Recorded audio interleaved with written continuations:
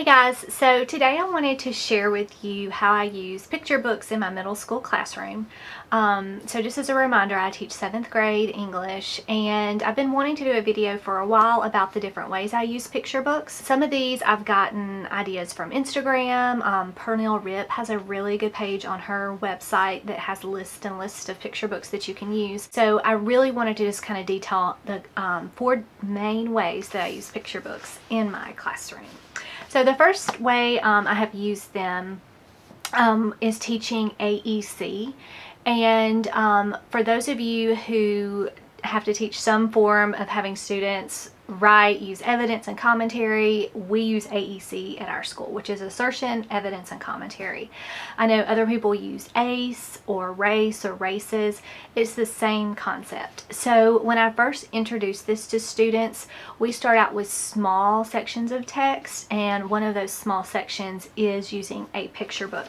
So this year I used this book, The 5 O'Clock Band, to teach this concept to my students.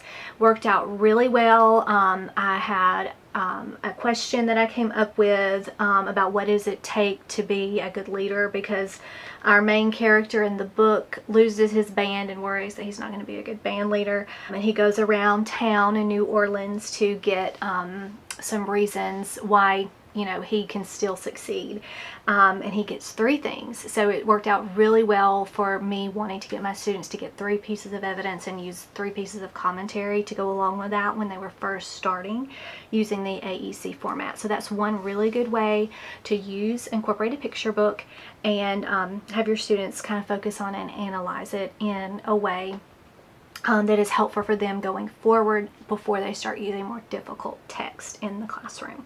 So this one was 5 O'Clock Band. Of course, you could use any picture book that you have. I just was so taken with this one. I thought it was great. The pictures are great. They're very colorful. The story's cool. So students, a lot of my students have been to New Orleans and kind of know what it's like down here, or at least know, Mardi Gras and all that kind of stuff. So very colorful. And I actually read this to them, and I also took pictures and put it up on a PowerPoint. So as I read, they could see it, full screen, what each image looked like as I was reading it. And then I gave them a copy of the PowerPoint so that they could go back and reference different parts of the text that they needed to, so that they could write for the AEC assignment that I gave them. All right, so that's the 5 O'Clock Band with AEC. All right, the second way I like to use picture books is when teaching inferences. So at the beginning of the school year, I want to make sure my students have a really good grasp of certain academic vocabulary that we will be using going throughout the year. And of course, I hope that inference is something they already know, and some of them do, but some of them don't. So I always start out by using picture books, and I've got 2 really good ones that I like to use. This one is Unspoken, a story from the Underground Railroad, and what's great about this when you're teaching inference is that this is just a picture book, so there are no words. And what I like to do with this is read it and stop at this point that I have marked, and then this one, and just have students to kind of make an inference. What do you think is going on with the story based on the pictures that we're seeing? And again, I make a PowerPoint out of the slides so that they can see full screen what each image is, and there's a lot to really look at and break down. And then we just talk about how they're using inferences. I have them do an exit ticket with their inferencing information with this one. So it works really well. There are several other books out there that would work just as well that don't have words, but this is just one that I've used in the past.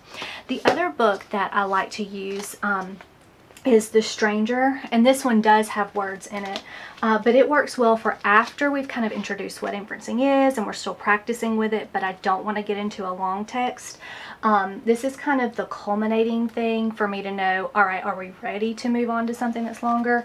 And so I read this with them, and then they do a final exit ticket on what they think, or who they think the stranger is, or who they can infer the stranger is at the end of the story. So it works really well for inferencing. All right, the next way I use picture books is with the notice and note strategies. And a few years ago, I read a blog post that was talking about these, and I kind of did some more digging. I got the books, and again, Pernell Rip has a great source on her website of books that you can use for each of the signposts, and there are several other educators out there who have devoted some posts, so I would suggest searching. These are the books that I use to teach the signpost. So what I usually do is go over the signpost, what it is, kind of the questions you could ask. You know, we take notes in our notebook about it, and then we read the story and try to use the signpost with the picture book story. And again, this is before we delve into longer text using each signpost. So this one is probably my favorite one because it's about Ruth Bader Ginsburg. It is the book I Dissent, and you can do, and a lot of these books you can actually do more than one of the signposts with, but this one's really great. The pictures are great. You get to learn about Ruth Bader Ginsburg, and you get to use the signpost. I use Brick by Brick. This one, again, great because you get some historical background. You get some really good images. I love the artwork in this one.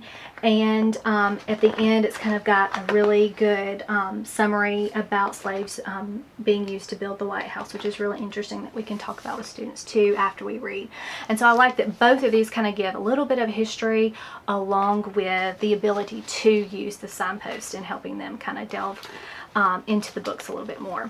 Don't Call Me Grandma is another one that I like. For contrast, contradiction. The students really like this one. They kind of laugh at the grandmother at how she is just so different than probably the grandmothers that they know. So they really pick up on this one really easily.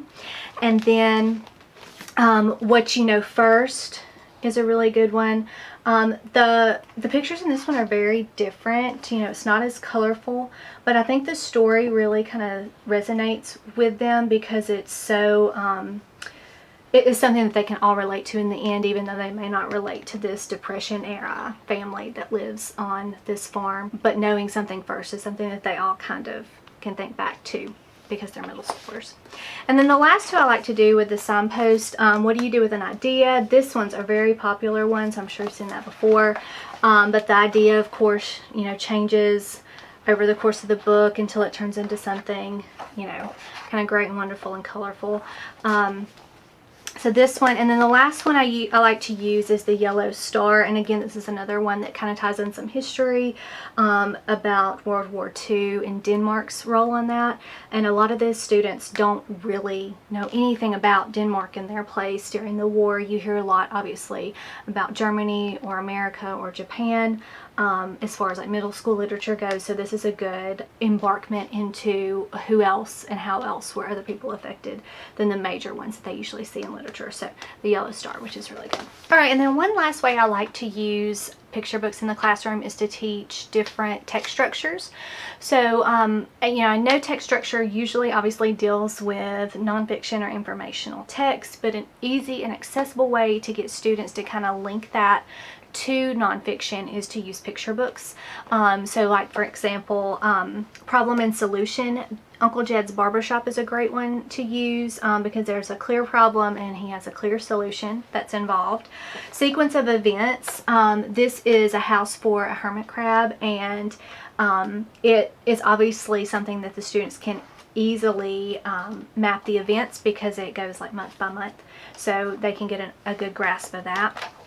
And then for Compare and Contrast, this one, and I have several others that you could use with a nonfiction article. So when you are trying to kind of start to get into that genre, they could compare it to a picture book. So this is the Malcolm X A Fire Burning Brightly picture book that I have.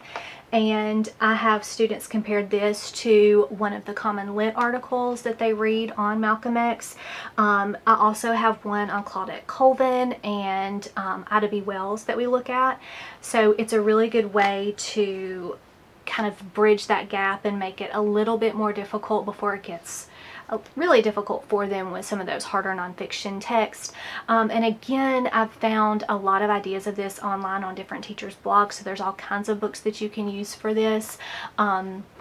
So if you have any suggestions or any books that you would like to recommend that you've used in your classroom, picture books to teach text structures or notice and note or making inferences or anything that you've had success with, I would really love to hear down below. Thanks so much for watching, and I'll talk to you later. Bye!